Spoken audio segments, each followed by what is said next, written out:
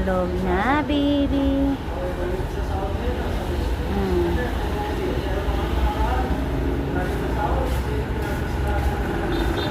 May diaper na yan. Oh, ganda diaper. Iyak-iyak yung baby. Oh, nagsasalita siya, no? Nagsasalita. No? Oh, nagsasalita siya.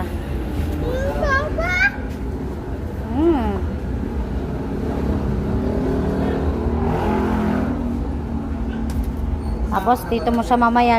Later mo na siya ilagay dito. Yes.